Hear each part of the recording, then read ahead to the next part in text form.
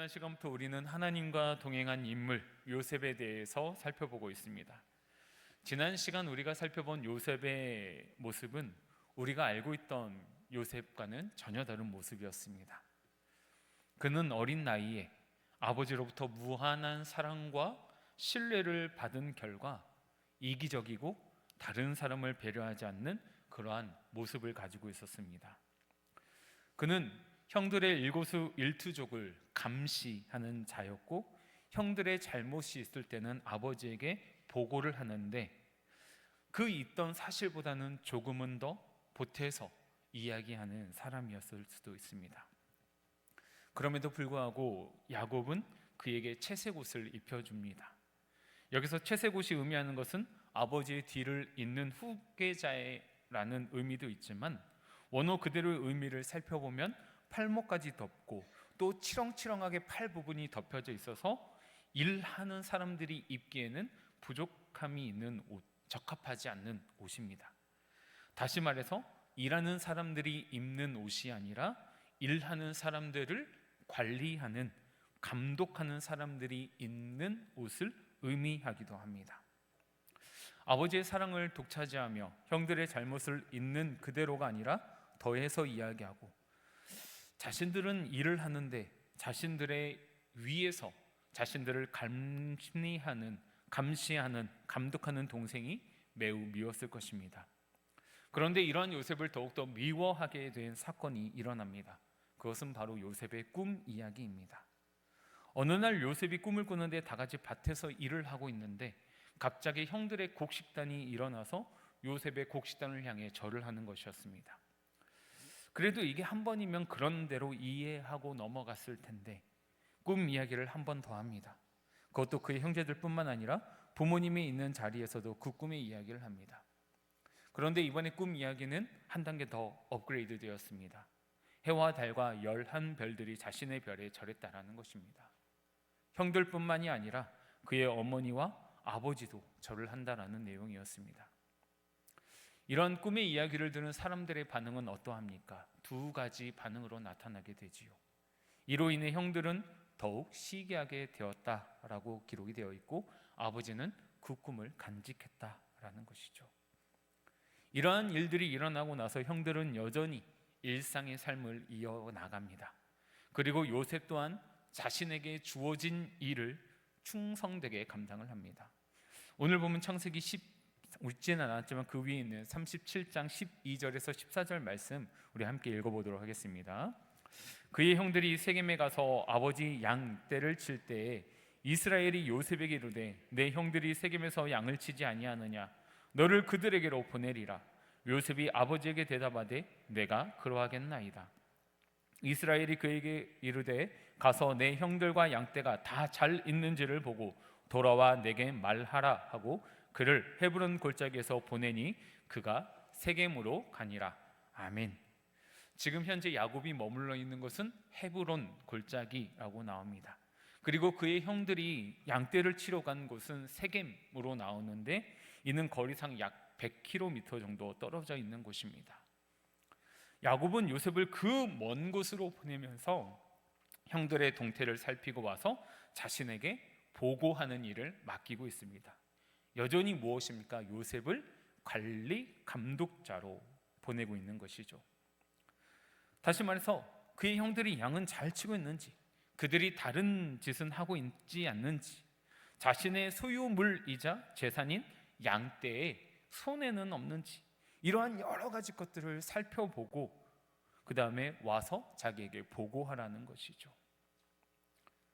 야곱은 요셉에게 지금 가서 형들의 일을 도와라 라고 이야기하는 것이 아니라 감독하고 오라 라고 맡기는 것을 볼 수 있습니다.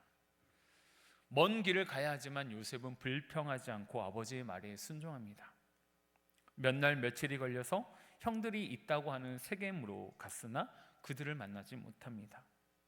그래서 어디로 가야 할지 갈피를 잡지 못하고 방황하고 있을 때 한 사람을 만나게 되고, 그 사람을 통해서 형들이 도단에 있다라는 것을 알게 되고 그는 형들이 있는 도산으로 다시 출발을 하게 됩니다. 도단에서 양을 치고 있는 형들이 저 멀리서 그들에게 오고 있는 요셉을 발견하게 됩니다. 형들을 양을 치기 위해서 요셉보다 먼저 집을 떠나왔을 것입니다. 어느 정도 시간이 흘렀기 때문에 집에 대한 그리움, 가족에 대한 그리움이 있었을 것입니다. 이러한 상황에서 동생을 만나게 된다면 얼마나 반가울까요? 하지만 이 가정은 우리가 생각하는 보통의 일방적인 가정이 아닙니다. 미움과 시기로 가득한 가정이기 때문이죠. 이 미움과 시기가 얼마나 가득했는지 동생을 저 멀리서 발견하자 그들이 가진 생각은 무엇입니까? 정말 끔찍하고도 잔인하게 동생을 죽일 생각과 그 생각을 실행에 옮기려고 한다는 것이죠. 오늘 본문 18절에서 20절 말씀을 다시 한번 읽도록 하겠습니다. 요셉이 그들에게 가까이 오기 전에 그들이 요셉을 멀리서 보고 죽이기를 꾀하여 서로 이르되 꿈꾸는 자가 오는도다. 자, 그를 죽여 한 구덩이에 던지고 우리가 말하기를 악한 짐승이 그를 잡아먹었다 하자. 그의 꿈이 어떻게 되는지를 우리가 볼 것이니라 하는지라. 아멘. 형들이 요셉에 대해 죽이기를 꾀하고 그에 대해 지칭하기를 요셉이 온다, 짜증나는, 꼴도 보기 싫은 등등 여러 가지 싫어하고 미워하는 표현이 아니라 꿈꾸는 자가 오는도다 라고 이야기를 하고 있습니다. 이는 요셉이 꾼 꿈으로 말미암아 형들이 이 요셉을 얼마나 미워했는지에 대한 마음을 나타내고 있는 것이죠. 그리고 요셉을 향한 이 미움은 어느 한 사람에게 국한되어 있지 않고 형제들 모두에게 죽임을 당할 정도로 미움을 받고 있었다라는 것입니다. 그래서 성경은 뭐라고 표현합니까? 서로 다 같이 죽이기를 꾀하였다라고 이야기하고 있는 것이죠. 형들은 단순히 자신들의 모든 것을 감시하고 아버지에게 일러 바치는 요셉이 죽일 만큼 미웠던 것이 아닙니다. 그렇다면 형들은 왜 요셉을 죽일 만큼, 죽이고 싶을 정도로 미워하게 되었을까요? 그것은 형들이 요셉에 대해 표현을 하고 있는 꿈꾸는 자가 오는도다에서 생각해 볼 수 있습니다. 요셉의 꿈, 솔직히 이야기하면 허황된, 망상된 이야기지만 조금 얄미울 수는 있지만 죽일 정도는 아닙니다. 그럼에도 형들이 요셉의 꿈 이야기에 분노하고 그를 죽이기까지 미워하게 된 이유는 그 꿈에 대해서 이야기하는 요셉의 태도, 요셉의 말투, 이러한 것들에서 더 깊은 상처를 받았기 때문이죠. 혹시 우리 영가족 여러분들도 기억하고 있는 말 중에 지금까지도 마음에 상처가 되었던 말, 또는 마음이 따뜻해지고 행복하고 기쁘게 했던 말이 있습니까? 이러한 말들이 남아있는 이유는 그 말을 할 때 그 말을 하는 사람이 어떠한 음성으로 했고, 어떠한 높낮이로 이야기를 했고, 부드럽게 했고, 거칠게 했고, 투박하게 했고, 말소리가 크거나 적거나 나쁘거나 이런 것들이 아니라 무엇이 남아있기 때문입니까? 그 내용이 남아있기 때문일 것입니다. 어쩌면 말하는 사람은 흘리듯 이야기했기 때문에 잊어버릴 수도 있지만 그 말을 들은 상대방은 마음에 칼로 새기듯이 그 말이 가슴의 한켠에 자리 잡고 있다는 것이죠. 그런데 나쁜 말일수록 사라지지 않고 깊이 깊이 새겨진다는 사실을 기억하시기 바랍니다. 그래서 성경의 여러 곳에서는 입술 또는 말에 대한 교훈이 많이 나와 있습니다. 대표적인 말씀이 잠언 12장 18절 말씀입니다. 우리 잠언 12장 18절 말씀 함께 읽도록 하겠습니다. 칼로 찌른같이 함부로 말하는 자가 있거니와 지혜로운 자의 혀는 양약과 같으니라. 아멘. 야고보서 3장 5절에서 8절 말씀도 말에 대해서, 입술의 열매에 대해서 이렇게 이야기하고 있습니다. 제가 읽어드리겠습니다. 이와 같이 혀도 작은 지체로 돼 큰 것을 자랑하도다. 보라, 얼마나 작은 불이 얼마나 많은 나무를 태우는가. 혀는 곧 불이요 불의의 세계라. 혀는 우리 지체 중에서 온 몸을 더럽히고 삶의 수레바퀴를 불사르나니 그 사르는 것이 지옥불에서 나느니라. 여러 종류의 짐승과 새와 벌레와 바다의 생물은 다 사람이 길들일 수 있고 길들여 왔거니와 혀는 능히 길들일 사람이 없나니 쉬지 아니하는 악이요 죽이는 독이 가득한 것이라. 아멘. 우리는 어쩌면 그냥 단순하게 아무 생각 없이 하는 한마디의 말일 수도 있습니다. 하지만 그것이 때로는 받아들이는 사람에게는 단순함이 아니라 깊은 영향력을 미칠 수도 있다라는 것이죠. 우리가 하는 말들엔 우리가 생각하는 그 이상의 힘과 능력 그리고 영향력이 있음을 기억하시기 바라고, 말을, 입술의 열매를 지혜롭게 사용해서 사람을 살리고 은혜를 끼치는 우리 영가족들 되시길 바라며, 하나님께서 주신 입술로 아름다운 찬송과 영광 그리고 거룩한 기도를 올려드릴 수 있는 우리 영가족들 되시기를 소망합니다. 요셉의 꿈 이야기는 요셉에게 있어서는 기쁘고 즐겁고 행복한 것이었지만 형들에게 있어서는 상처가 되는 것이었습니다. 그것도 죽이고 싶은 마음이 들 정도로 깊이 찌르고 후벼 파는 일이었습니다. 그래서 저 멀리서 요셉을 발견한 형들의 선택은 무엇입니까? 우리 본문 20절 말씀 다시 한번 보도록 하겠습니다. 우리 함께 읽어볼까요? 자, 그를 죽여 한 구덩이에 던지고 우리가 말하기를 악한 짐승이 그를 잡아먹었다 하자. 그의 꿈이 어떻게 되는지를 우리가 볼 것이니라 하는지라. 아멘. 요셉을 죽이기로 마음을 먹습니다. 그 다음은 무엇입니까? 구덩이에 던지자. 그리고 아버지에겐 악한 짐승이 그를 잡아먹었다고 하자. 죽이고 난 다음에 그 시체를 어떻게 처리할지에 대한 방법도 정하고 있습니다. 그리고 요셉이 어떻게 죽었는지에 대해 아버지에게 이야기함과 동시에 자신들의 완벽한 알리바이까지 만들기로 합니다. 치밀하고 완벽한 범죄 계획이 만들어지고 실행되어질 순간이라는 것이죠. 그렇다면 이 일을 지금 실행으로 옮기는 시기는 언제입니까? 요셉을 발견한 바로 지금입니다. 왜 지금입니까? 지금 죽이지 않으면 기회가 없기 때문입니다. 양들을 치는 그 벌판에 요셉과 그 형제들 외에는 아무도 없습니다. 이 사건을 목격할 만한 증인도 없고 요셉을 보호할 만한 아버지도 없고, 그들 형제들의 말만 맞추고 침묵한다면 아무도 모르는 그야말로 완벽한 계획이 되기 때문입니다. 더욱이 지금 요셉은 혼자고 그들은 10명이라는 숫자상 우위에 있기 때문이기도 합니다. 지금이야말로 다시 없을 요셉을 처리할 수 있는 완벽한 기회인 것이죠. 그런데 이때 이 계획에 반대하는 사람이 나오는데 르우벤입니다. 그는 요셉을 죽이기 위해 혈안이 되어 있는 형제들을 설득합니다. 오늘 본문 21절 22절 말씀 함께 읽어보도록 하겠습니다. 르우벤이 듣고 요셉을 그들의 손에서 구원하려 하여 이르되 우리가 그의 생명은 해치지 말자. 르우벤이 또 그들에게 이르되 피를 흘리지 말라. 그를 광야 그 구덩이에 던지고 손을 그에게 대지 말라 하니 이는 그가 요셉을 그들의 손에서 구출하여 그의 아버지에게로 돌려보내려 함이었더라. 아멘. 그런데 이 말씀에서 우리가 한 가지 생각해 보아야 할 것은 과연 르우벤이 자신의 의지로 요셉을 살리기로 마음을 먹었을까 하는 것이라는 겁니다. 만약 르우벤이 이런 생각과 마음이 처음부터 있었다면 요셉을 발견하고 죽이기로 그 형제들이 모여있을 때 처음부터 막아야 하지 않았을까요?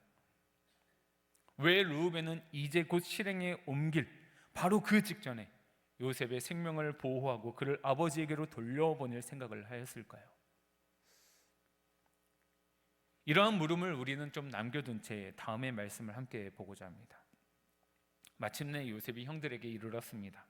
형들을 발견한 요셉은 너무나 그들을 반갑게 맞이하며 어쩌면 해맑게 웃으며 다가갔을 것입니다. 생각해 보시기 바랍니다. 아버지의 명령으로 형들을 찾기 위해 100km가 넘는 거리를 몇 날 며칠을 걸려 갔으나 결국엔 찾지 못하고 방황하다가 다른 사람의 도움으로 형들의 위치를 파악하고 다시 또 며칠이 걸려서 그곳에 도달하였을 것입니다. 고생해서 마침내 형들을 만나게 되었는데 그 마음에 어찌 반갑지 않았겠습니까? 하지만 문제는 요셉의 반응과 형들의 반응은 지극히 극과 극이었다라는 것이죠. 요셉은 형들이 정말 반갑지만 형들은 요셉을 죽이고자 했기 때문입니다. 요셉을 발견한 형들은 그를 만나자마자 그에게서 채색 옷을 벗깁니다. 그리고는 그를 잡아 구덩이에 던져버립니다. 여기서 구덩이는 그냥 일반적인 구덩이가 아니라 아주 깊은 구덩이를 의미합니다. 그리고 보통 이스라엘의 이러한 구덩이에는 물이 고여있기 마련입니다. 그래서 이러한 구덩이에 한번 빠지게 되면 다른 누군가가 꺼내주기 전에는 절대로 혼자서는 나올 수가 없는 곳이었습니다. 사랑하지는 않지만 그래도 한 핏줄인 동생을 어쩌면 죽을지도 모르는 그 구덩이에 던져놓고 이 형들이 한 행동은 무엇입니까? 25절 말씀입니다. 함께 읽어보도록 하겠습니다. 그들이 앉아 음식을 먹다가 눈을 들어본즉 한 무리의 이스마엘 사람들이 길르앗에서 내려오는데 그 낙타들의 향품과 유향과 물약을 싣고 애굽으로 내려가는지라. 아멘. 동생을 구덩이에 던져놓고 지금 하고 있는 형들의 행동은 무엇입니까? 앉아 음식을 먹고 있었습니다. 방금까지 그들은 자신들의 핏줄인 동생을 구덩이에 던지지 않았습니까? 죽일 계획을 세우지 않았습니까? 그런데 그들은 지금 태연히 앉아서 음식을 먹고 있죠. 그것도 마치 아무런 일도 없었던 것처럼. 어떻게 그럴 수 있습니까? 지금 구덩이에 들어간 사람이 남입니까? 올바른 생각이 있는 사람이라면 남이어도 저럴 수 없습니다. 그럼에도 불구하고 저들이 그렇게 할 수 있었던 이유는 무엇입니까? 형들에게 있어서 요셉, 그는 당연히 제거해야 할 대상이었기 때문입니다. 그들에게 있어서 요셉을 구덩이에 던지는 행위는 죽이기로 마음을 먹었던 것은 당연히 해야 할 일이라는 생각과 마음이 있었기 때문입니다. 요셉에게 행한 행동, 그 행동들이 자신들에게 있어서는 그것이 정의이고 그것이 합당한 일이라고 스스로 여겼기 때문입니다.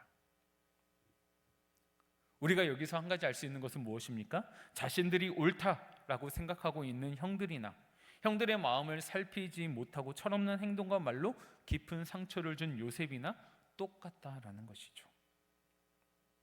이들에게 있어서 분리와 정의를 판가름하는 기준은 어디에 있습니까?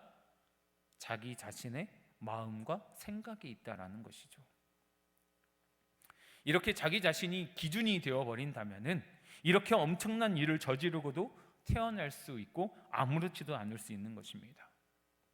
우리 또한 마찬가지입니다. 우리 자신에게 내 마음과 내 생각의 기준을 두고 모든 일들을 판단하고 결정한다면 우리 또한 이러한 모습을 가진 괴물이 될 수 있다라는 것입니다. 사랑하는 영가족 여러분, 우리의 기준은 절대적으로 하나님 한 분이 되어야만 합니다. 그리고 우리의 기준은 하나님의 말씀이 되어야 할 것입니다. 그래서 사도 바울은 고린도전서에서 이러한 고백을 하고 있죠. 고린도전서 9장 27절 말씀 함께 읽어보도록 하겠습니다. 내가 내 몸을 쳐 복종하게 함은 내가 남에게 전파한 후에 자신이 도리어 버림을 당할까 두려워함이로다. 아멘. 사도 바울은 고린도전서의 이 말씀을 고백하면서 하나님의 말씀 앞에 순종, 아니 그보다 더 나아가서 복종하는 모습을 보여주고 있습니다. 왜요? 자신의 모든 행동의 근거, 생각의 근거, 판단의 근거가 하나님의 말씀이 되게 하기 위해서. 우리 또한 사도 바울과 같이 하나님의 말씀 앞에 순종, 아니 그보다 더 나아가서 복종할 수 있는 영가족들 되시기를 소망합니다. 이들이 태연하게 앉아서 밥을 먹고 있는데 저 멀리 애굽으로 가고 있는 이스마엘 사람들의 상인이 눈에 들어왔습니다. 그러자 유다가 이렇게 이야기합니다. 창세기 37장 26절 말씀입니다. 유다가 자기 형제에게 이르되 우리가 우리 동생을 죽이고 그의 피를 덮어둔들 무엇이 유익할까? 르우벤은 요셉을 살려 아버지에게로 돌아갈 생각을 했으나 동생들의 생각은 달랐습니다. 그들은 요셉을 죽이는 것이었습니다. 구덩이에서 건질 생각이 없었습니다. 그냥 그 구덩이에서 죽기를 바랬습니다. 그런데 이스마엘의 상인을 본 유다는 그의 형제들에게 새로운 제안을 하죠. 37장 27절 말씀입니다. 함께 읽어볼까요? 자, 그를 이스마엘 사람들에게 팔고 그에게 우리 손을 대지 말자. 그는 우리의 동생이요 우리의 혈육이니라 하매 그의 형제들이 청종하였더라. 아멘. 유다는 요셉을 죽이지 말고 상인들에게 팔자라고 새로운 제안을 합니다. 그리고 다른 형제들은 이러한 유다의 제안에 동의하는 모습을 보여줍니다. 그리고 결국 유다의 제안대로 그의 형제들은 상인에게 은 20을 받고 팔아 넘기게 됩니다. 그렇다면 우리가 앞에서 한 가지 물음표를 던져둔 채 넘어왔던 르우벤의 물음에 대해서 다시 한번 살펴보고자 합니다. 그의 형제들을 설득해서 요셉을 살려 아버지에게로 보내기로 한 르우벤의 이 생각, 그리고 그의 형제들을 설득했던 그 모습들, 이 시점에 말씀을 살펴볼 때도 그의 의지대로, 굳은 의지로 했다고 생각이 되십니까? 만약에 그가 정말로 자신의 의지와 생각대로 이 일들을 진행을 했다면 그의 형제들이 요셉을 잡아 채색옷을 벗기고 구덩이에 던지는 일을 할 때 그는 그의 형제들을 말렸습니까? 아닙니다. 그가 이 일에 동참하지는 않았다고 할지라도 방관했습니다. 내버려 두었습니다. 적극적으로 말리지 않았습니다. 형제들과 싸우는 한이 있더라도 그들을 말리지 않았습니다. 그렇다면 르우벤은 형제들의 구덩이에 넣은 요셉을 나중에 꺼내줄 생각이었을까요? 그 구덩이의 깊이가 얼마나 될지 알고요. 그 구덩이가 정말 깊었다면 요셉은 떨어져 죽을 수도 있었습니다. 그런데 구덩이에 던져놓고 나중에 건져주겠다? 말이 안 되는 이야기죠. 그리고 성경이 요셉을 던진 그 구덩이는 빈 것이라 그 속에 물이 없었다라고 기록된 말씀을 통해서 우리가 유추해 볼 수 있는 것은 무엇입니까? 평소에는 그 구덩이에 물이 있었다라는 거죠. 그 구덩이에 만약에 물이 있었다면 물에 빠져 죽을 수도 있었다라는 것이죠. 그렇다면 르우벤은 그 구덩이가 별로 그렇게 깊지 않을 것과 그 구덩이로 던져 넣었을 때 그 구덩이에 물이 없을 것이라는 이 모든 상황과 정황을 정확하게 파악하고 이 일을 진행할 정도의 능력이 있어서, 그리고 이 모든 상황을 통제할 능력이 있어서 형제들과 함께 이 일을 행했느냐라는 것이죠. 정답은 아니라는 것입니다. 그에게는 그럴 만한 힘과 능력, 이 모든 상황을 예측하고 통제할 능력이 없다라는 것이죠.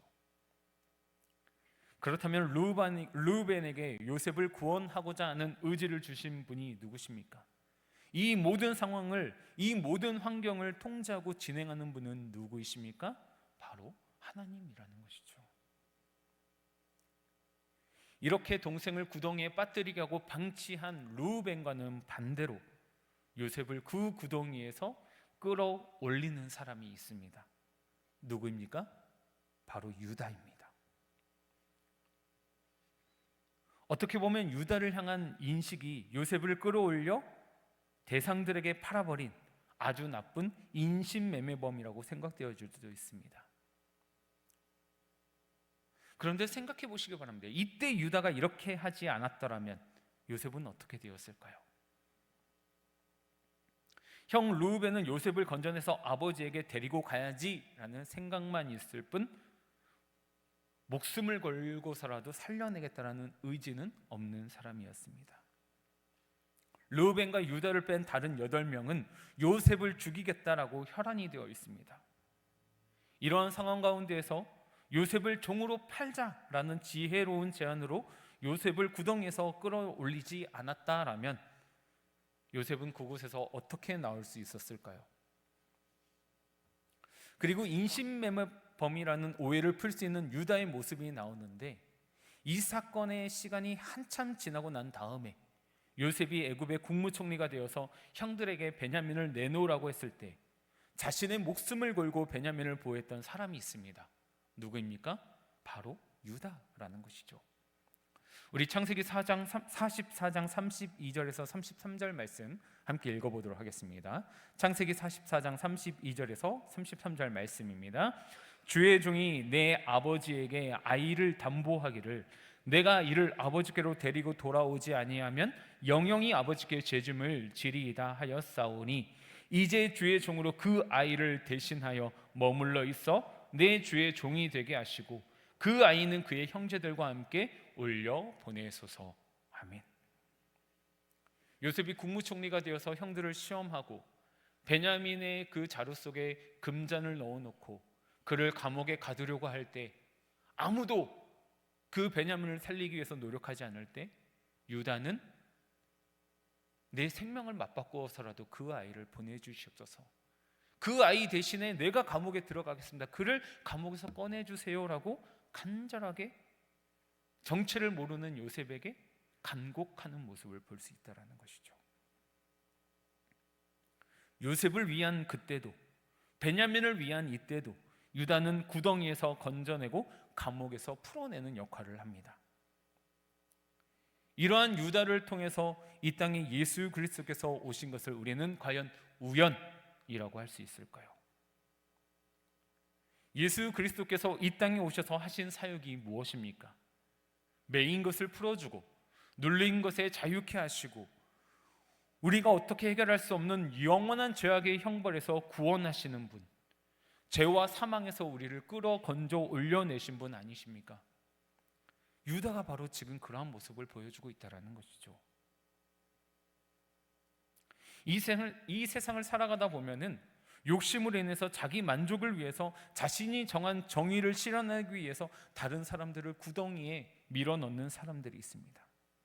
그리고 마치 이것이 이 세상을 올바로 살아가는 방법이라고 자랑스럽게 떠벌리고 이야기하는 경우를 우리는 종종 보게 됩니다. 어쩌면 이 일이 이 세상을 살아가는 법칙일 수도 있습니다. 하지만 우리는 달라야 합니다. 우리는 적어도 구덩이에 빠진 사람에게 손을 내밀어 건져 올리는 사람들이 되어야 합니다.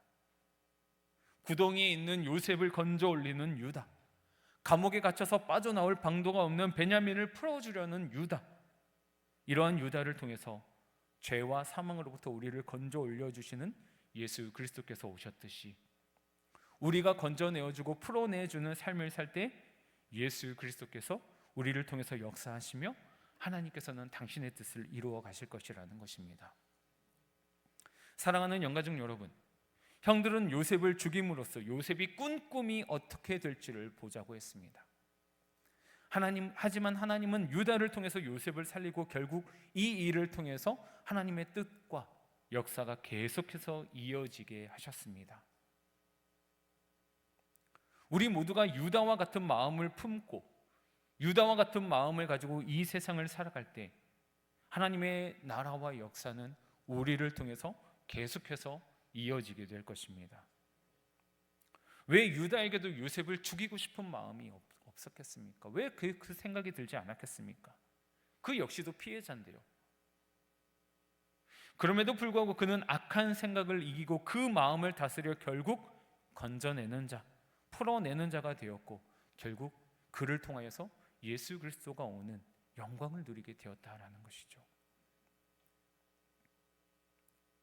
사람의 악한 생각과 뜻을 도모하는 것이 아니라 억울하고 아프고 힘든 상황 가운데에서도 하나님의 뜻이 무엇인지를 분별하며 악을 선으로 이겨나가며 이 시대에 하나님의 역사를 이루는 믿음의 세중한 영가족들 되시기를 소망합니다.